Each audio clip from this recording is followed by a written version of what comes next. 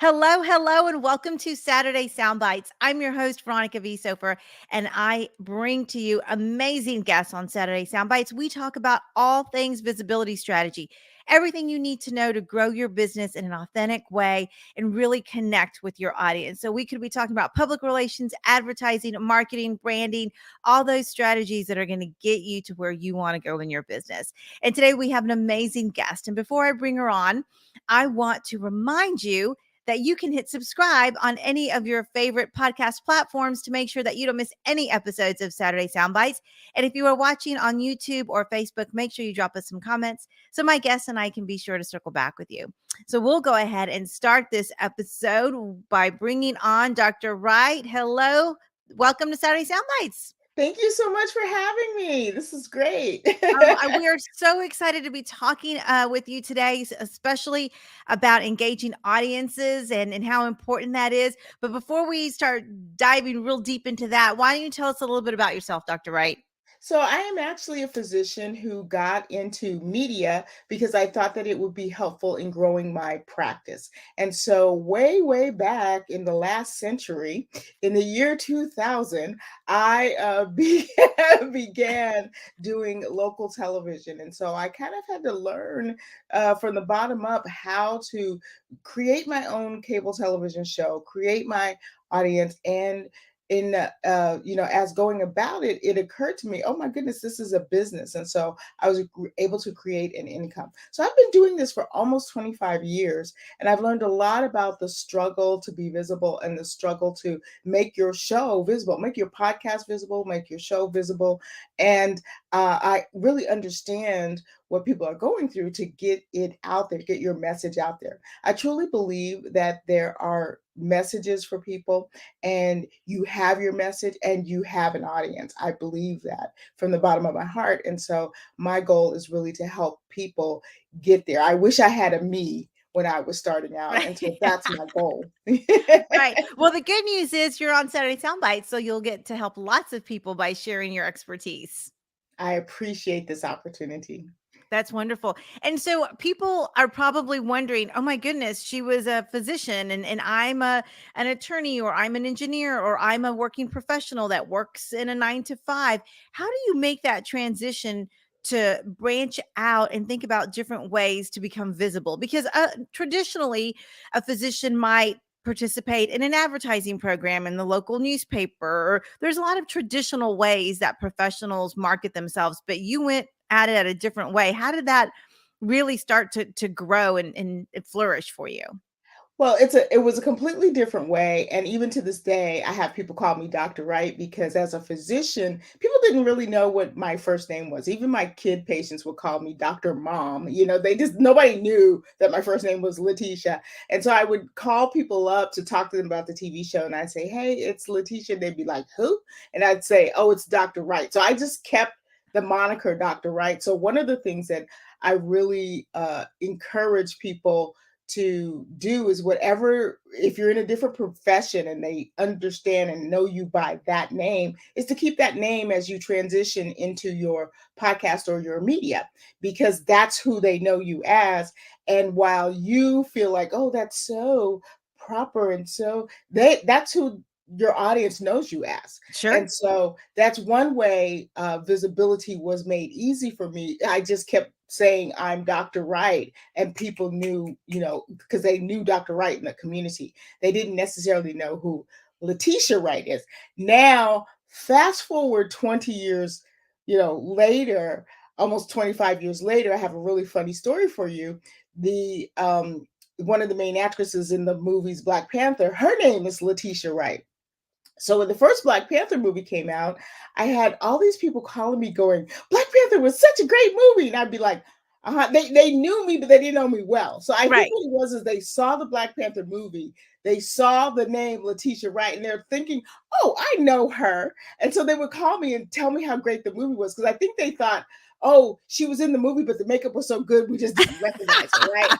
And I kept saying, why are all these people calling me about Black Panther? And of course, I knew it. I went to the movie with my friends, and the joke is, if there's anybody in a movie that has your same name, you wait through the credits, and then when your name comes up, you go, ah! you yell like it's you, right? So Right, everybody in the right, theater is like, right. what's going on? But you cheer like it's you.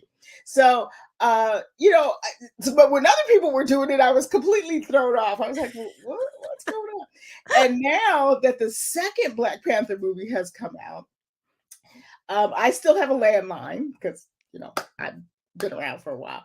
Well, one little girl found my landline number, and she called, and she said she was very shy on the phone, and I don't pick it up a lot, but I picked it up that time, and she says, "Are you Letitia Wright?" And I said, "Yes, but I'm not Letitia Wright from Black Panther." She's like, "Oh," and I said, "Wakanda forever." And she says, "Wakanda forever." Anyway, so ever since then, I said, "Okay, good night, honey.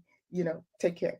Ever since then, I have little kids calling the phone, and I have an old fashioned, recording machine stuck to it so I can hear who's leaving a message. So I have all these little kids calling, giggling, calling, "We love you," calling, "Congratulations on getting your doctorate," because she recently got an honor. Anything she does, they call my phone and say, "We're Oh, so happy that's for you. We love you." So hilarious. it's so cute. So the struggle to be visible never ends. I tell you what, that's fantastic, and it really just, it brings to light how important your brand is. Mhm. How people know you in any profession, whether you transition or not, is how people know you. That's their expectation. That's what they think, and so, that's just fantastic. You're gonna have to get a hold of her at some point and give her all those wonderful messages and I kudos. do. I've kept all the emails. I try to write down all the little messages. I have a little notebook now because they're just such cute messages. And one day I know we will cross paths and I'll get a chance to share them with them. Very sweet children. Whoever the first one is that found my number, that's a brilliant kid. The last kid said, "Well, you should know your number is all over the internet." I said, "Okay, thank you, sweetie." I wondered that, but kids are resourceful, and so that's I love that. That's a Yeah. definitely a tribute to their commitment to making sure that their message gets across for sure. So Dr. Wright, tell me a little bit about some of the struggles that people might have as they're transitioning into a new space or a new way of marketing with folks, how that transition can be difficult for keeping those relationships authentic and engaging, because sometimes I think we lose sight of what made us so relatable in the first place. It really is making part of it is making sure that we are talking to the right audience, because as you transition, some of your old audience is no longer part of the right tribe to be talking to. And then this other thing that I found quite irritating at the time is that some people try to pretend like they can't hold in their mind that you were an attorney and now you're about to do this podcast, like the two things are somehow impossible, to that you're doing these are impossible. And so it can wear you down. it can Mhm. it can wear you down. It can be tiresome. People act like what you've done no one has ever done in the history of the world before, and Yes. it's quite curious. It's not, and you just feel like you're banging your head against the wall. And so what it is that really just they've never seen you like this before, and they need to chew on it. And it's really a sign of who's going to be part of your real tribe and who's part of the outer crust of your tribe. And I say the word crust with true meaning, crust. Mhm. Yeah. If you get Yep. my meanings, they're not the juicy part of the pie, they're the crust. So it really is a great way for you to kind of sort who's going to be in your corner, and just to realize that as you change and shift, your tribe is going to change and shift, and the people that you resonate with will change and shift.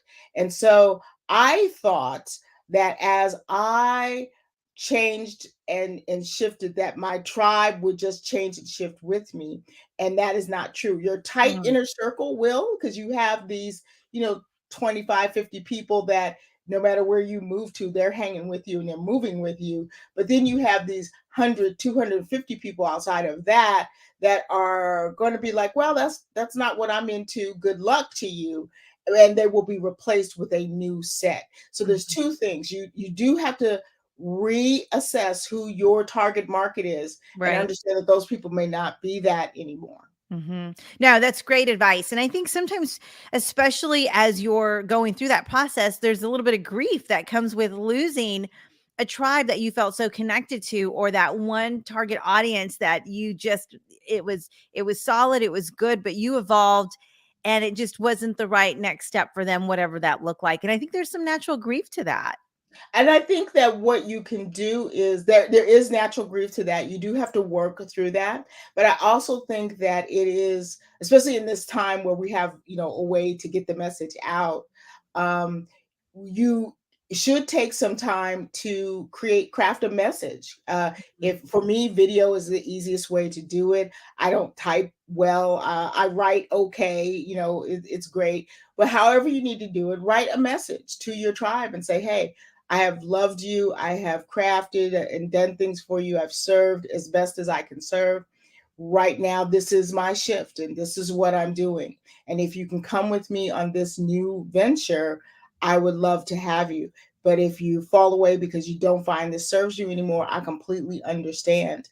And so, as we are doing this, I'm making a slight pivot for some of my tribe members, and so I have an area of crowdfunding that I work in, and there are some crowdfunding clients that I don't want to work with anymore, and Mhm. so I'm doing that this week, crafting a nice little thing, saying, "Hey, I've loved working with you in the past, but in the future, moving forward." I'm no longer going to be working on those kinds of businesses. And these are the kinds of businesses I want to work with in Mhm. terms of helping them get the funding. So, one of the ways to work through that grief is to actually create an actual message Yeah. to your tribe saying, love you, goodbye, still love you, I'm still here for you. But I just, I'm not offering services in that area. I'm not offering this. I'm moving forward. And if you can hang with me, wonderful. If you can't, I completely understand. We all grow and change. Mhm. And then that can release you in the most positive way possible because you're releasing them with love. They can release you with love. And it's not just like, you just disappeared or you Right. just, you can take down the web pages that are no longer relevant. You can begin to remove materials that are no longer relevant. You can leave up videos that you've done in the past because they still will direct people to you. So I'm not saying go through and take down all of your good content and videos. Leave your content up, but some of your offers or some of your things that just are not really relevant to who you are now, go ahead and take those down so that people who are coming now will get the more relevant information. And now that you have, AI and SEO that's more sensitive, Right. it'll help you again be found. The struggle to be seen is a war, but it's not a war in competition with other people. It's against yourself. And I've been on the internet. My website, rightplacetv.com, owned that domain since the year 2000. I mean, Wow. you can get on the Wayback Machine and look at what it used to look like. And so I've been doing this for a long time. So the war is not against my competition, it's against me. Who Right. I was in 2000, who was I in 2005, who was I in 2010, who was I in 2015 is very different from where I am now. And so I'm about to do a website update. I'm doing some different things to reflect, who I am and who I want to work with is very different than who I wanted to work with 10 years ago. Mhm. And right now, I'm very, very focused on helping people get their messages out because now, with all of the technology that we have, it is absolutely available to you to get Mhm. your message to your perfect client. And even though there are millions and millions of podcasts going out there, if it's not your voice going to that perfect person, they will never hear that message. So it's vitally important that you not give up on that. Yeah, no, I couldn't agree more. And the noise, there's so much noise and you have to be succinct and clear. And I love that you gave that gem because that's exactly what it's about. If you take nothing else from today's podcast, Dr. Wright, that what you just said right there is right on the money. You've got to connect to your people so that you can cut through the noise. So tell us a little bit about some of the projects that you're working on right now and how people can connect with you and learn from you, especially with all your expertise. It's so fantastic. Absolutely. So I have a new cohort that's going to be starting next month for people who really want to get their mindset together for their show. And also, they wanted to really make sure the revenue is coming in because we can't keep our shows going if we're not making money. So it's sort of about having a show that has revenue and having a name that people know. Putting those two things together can really combat the struggle to be seen. So if anybody wants to apply for that cohort, and I can tell them more about that, we're going to be starting in July. It's 3 months to really, make sure that you understand this is a business and this is, how you get seen and what components that you need to have. I'm also, as a personal thing, I do a lot of philanthropic work with the homeless. And so I'm always looking for entrepreneurs that want to support that. It's called Adopt a Homeless Without Taking Them Home. So the entrepreneurs give, and then we create hygiene kits for those who are living on the streets. As you know, Southern California has a big homeless problem, and even on my weekend off, I did, family took a 4-day weekend off and we were out in Palm Springs, and even then wound up doing some homeless work because I didn't realize there was so much homelessness out there, so Yeah, wound yeah. up doing the work there. So if anybody wants to contribute to that, they can let me know. You give the money and we do the work. We're out there every weekend, making sure that, the homeless have at least some temporary relief. And we are doing with the television channels. I have Right Place TVs on Roku, Amazon, and Apple TV. So we're looking for those who would like to either expand their podcast to streaming television, or who would like to have a streaming television show. If you're about business or you're about health, we have a channel for health and wellness and spirituality. If you're into those topics and you'd like to expand, I'd love to talk to people like that. And they can just find me at Dr. Wright. You can book me. Well, you can book me. I'll say Dr. There you Wright. go. You can book me. Got it. And all those links will be in the show notes. So if you're listening on the podcast, you just go to the show notes and you can definitely book with Dr. Wright right there. I love it. Well, you are up to amazing things, and I so appreciate you sharing your expertise with our audience. And we will make sure that people reach out to you. Thank you so much for having me. I really appreciate it, Veronica. Thanks so much, Dr. Wright. All right, everybody, that wraps up this episode of Saturday Soundbites. As always, you can find me at veronicavisofer.com. I want you to take note of Dr. Wright's information. If you missed it, it's in the show notes. If you're listening on the podcast, grab it there and make sure you hit subscribe while you're on that page. And if you want to send any questions or comments, or you catch us on the replay, drop us some comments on YouTube and Facebook, and Dr. Wright will be sure to connect with you. So with that, we're going to wrap up this episode by sending you lots of positive energy.